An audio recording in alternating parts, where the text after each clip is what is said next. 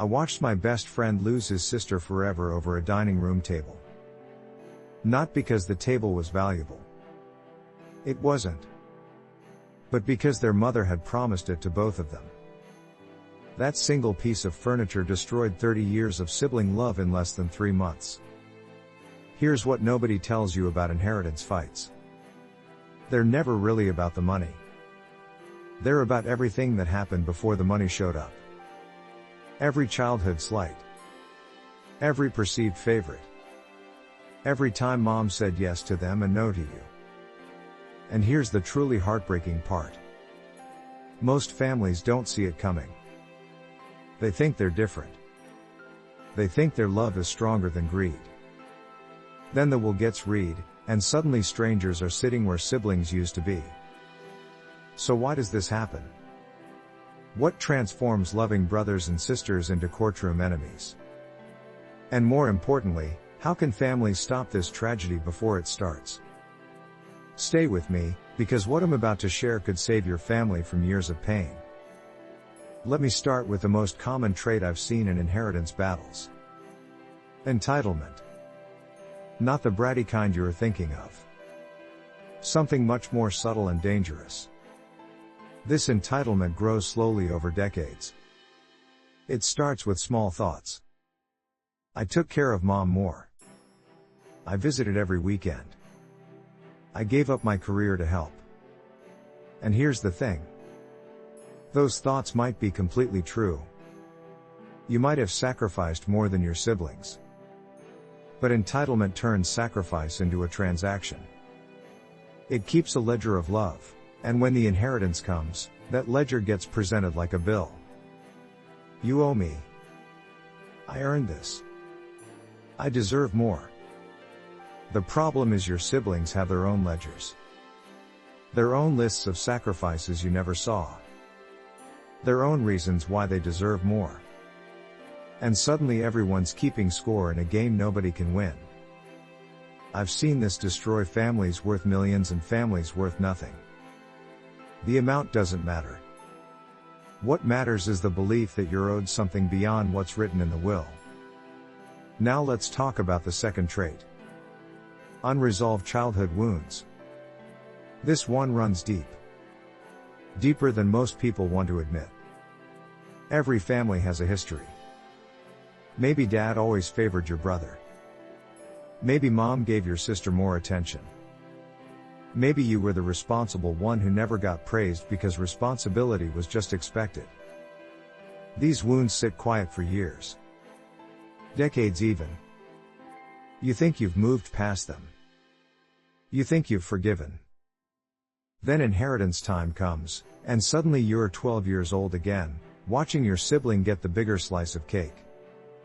The inheritance becomes a symbol. It's not about the house or the money or the jewelry. It's about finally getting recognition. Finally being seen as equal. Finally proving you mattered just as much. And when the will doesn't reflect that. When it seems to confirm those old childhood fears. The wound rips open fresh and raw. All that buried pain comes flooding out, and it has nowhere to go except toward your siblings. I knew a woman who hadn't spoken to her brother in 5 years over their mother's engagement ring. The ring was worth maybe $2,000. But to her, it represented her mother's love. Her brother getting it meant their mother loved him more.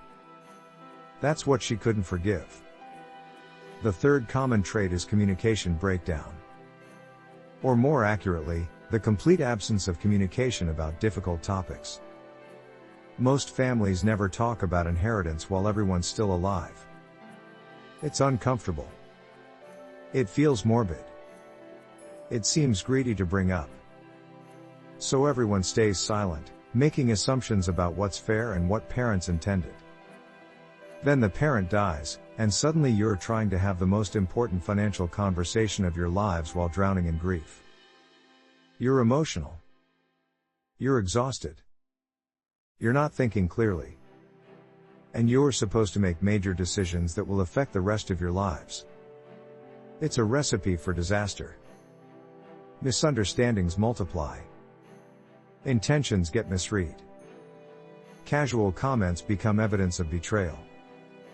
And because nobody established ground rules beforehand, every disagreement feels like a personal attack. I've watched families implode because nobody asked simple questions while they still could. What did mom really want? Why did dad divide things this way? What would they say if they could see us fighting? Without those conversations, everyone fills in the blanks with their own interpretations. And surprise, surprise. Everyone's interpretation somehow justifies their own position. The fourth trait is comparison and competition. This one often starts in childhood and never really ends. Siblings naturally compare themselves. Who's more successful? Who has the better job? Who married better? Who has the nicer house? These comparisons might be unspoken, but they're always there, lurking beneath family dinners and holiday gatherings. Inheritance becomes the ultimate scoreboard.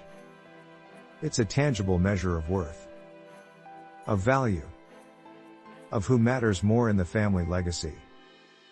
And if you've spent your whole life feeling like you came in second place, inheritance inequality feels like the final proof. I've seen successful lawyers fight their teacher siblings over $10,000. Not because they need the money. Because the money represents their parents' final judgment on who achieved more. Who made them prouder. Who won? This competitive mindset poisons everything. It turns collaborative problem solving into a zero-sum game. If you win, I lose. If you get more, I'm worth less. There's no room for grace or generosity when you're keeping score. And here's what makes it worse. The comparison never ends. Even after the inheritance is divided, even after the lawsuits settle, the bitterness remains. Because the real competition was never about money. It was about love and validation that no inheritance can provide. The fifth common trait is financial desperation or inequality. This one's tricky because sometimes it's very real and very justified. Maybe one sibling is struggling financially. Maybe they're in debt. Maybe they lost their job. Maybe they have medical bills piling up. They look at the inheritance and see a lifeline. A way out of their nightmare. Meanwhile, their sibling is financially comfortable. Maybe even wealthy. To the struggling sibling, it seems obvious. The one who needs it more should get more. It's only fair. It's only right. But fairness and need are two different things. And here's where families get stuck. Do you divide equally or equitably?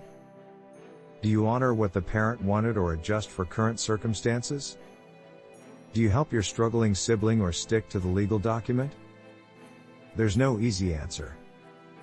But financial desperation makes people do desperate things. It clouds judgment. It makes reasonable people make unreasonable demands. It turns asking for help into demanding what's owed. I've seen this play out in heartbreaking ways. The struggling sibling feels abandoned by family who want help. The comfortable sibling feels manipulated and guilt-tripped. Both feel justified. Both feel wronged. And the inheritance becomes a wedge that splits them apart. Now here's the sixth trait, and it's one people don't talk about enough. Outside influence. Spouses, partners, friends, even lawyers can poison sibling relationships during inheritance disputes. Your spouse sees you upset and wants to protect you. They see your sibling as the enemy. They encourage you to fight harder. To demand more. To not back down. They mean well, but they don't have the history. They don't understand the complexity. Or maybe it's a friend who had their own inheritance nightmare. They project their experience onto yours. They warn you not to trust your siblings. They tell you to get everything in writing. To lawyer up immediately. To assume the worst.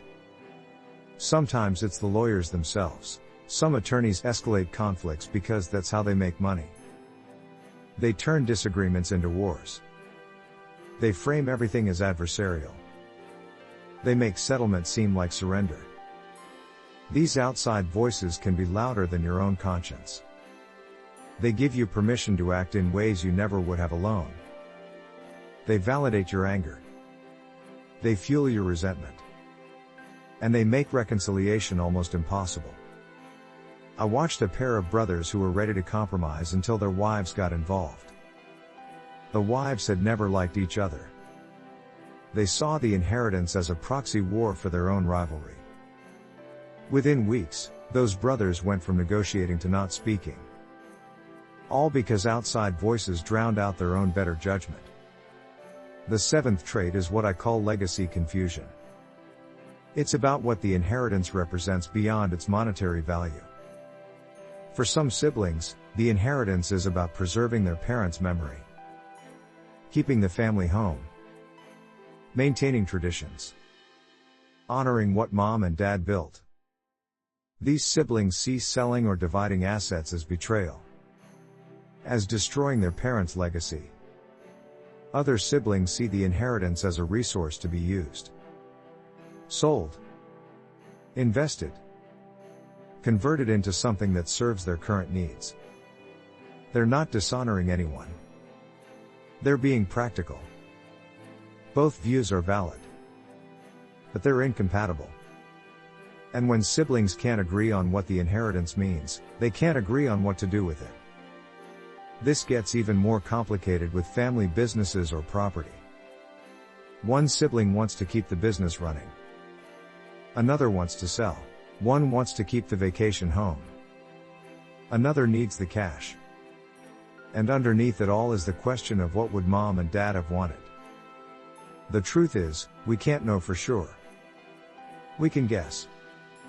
We can interpret. But we can't ask them anymore. And that uncertainty becomes a battleground where everyone claims to know the true answer. So what's the answer? How do we transform this rivalry into grace and reconciliation? It starts with recognizing these traits in ourselves. Not just in our siblings. In ourselves. Are we keeping score? Are we letting old wounds drive current decisions? Are we listening to outside voices more than our own hearts? Then comes the hard part. Communication. Real, honest, vulnerable communication. Not through lawyers. Not through angry texts. Face-to-face conversations about what really matters. What do we each need?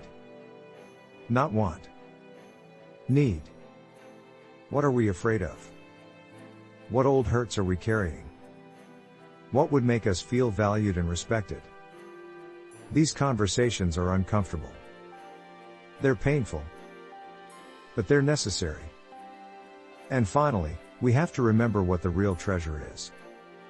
It's not the money. It's not the house. It's not the jewelry or the stocks or the family business. The real treasure is the relationship with our siblings. The shared history. The memories. The bond that existed before any inheritance and should exist after. I think about my friend and his sister.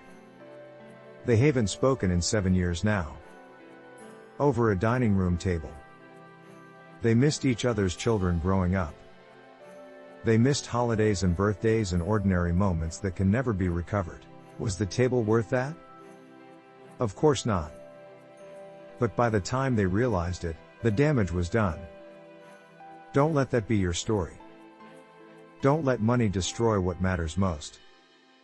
Because years from now, you won't remember how the inheritance was divided.